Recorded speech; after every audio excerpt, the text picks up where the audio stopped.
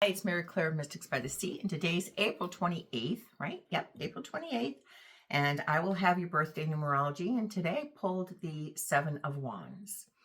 Seven of Wands is someone who has to learn how to make their boundaries, take their stand. They have to do what they feel is right, okay? A lot of times this card will tell us that seven is that spiritual growth, okay? It's independence, it's growth, it's spiritual, like you're learning in this situation, your lessons, okay? Whenever that number seven is involved.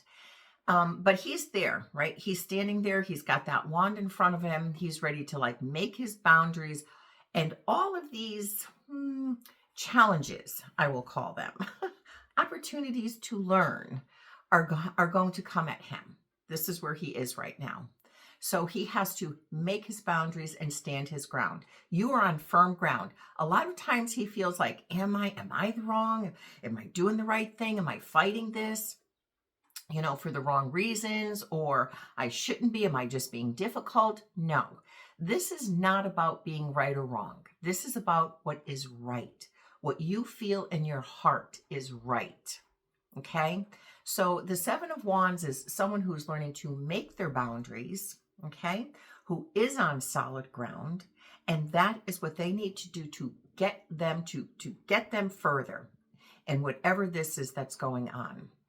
And I also want to say this card also has the opposite of, and it depends on what other cards come out with it. I see it more as standing your ground, being on firm ground, but and sometimes it is about someone who is just very defensive. If there's a lot of swords, those darn swords, if there's a lot of swords out with it, how are you communicating? Are you being defensive? Are you being where you're just like battling? You just want to confront, you want to battle, you want to defend.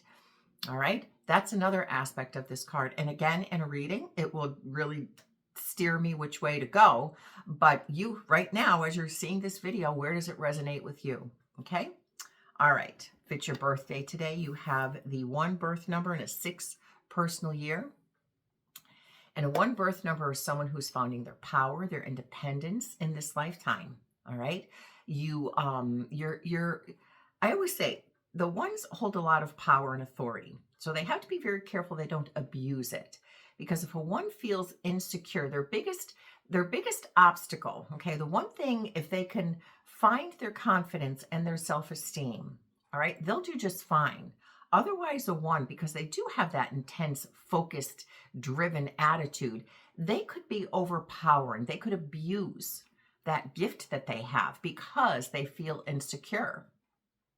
You know how you overcompensate when you're not feeling like, oh, you're right, you're not right, but yet you feel you have to say something. That's that number 1. They're very creative. They're idea people. They're thinkers. So pay attention to what goes on in your head, and don't be afraid to.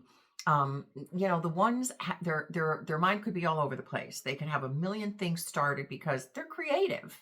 There's nothing wrong with that. They have to learn how to be focused. Okay. Where do you want to prioritize? That's what you need to do. But the ones, the more confidence you have, the further you'll get in life, because you won't put off people. You guys could be a little on the arrogant side if you're not careful, truth be told. All right, and then you have the 6 personal years, relationships.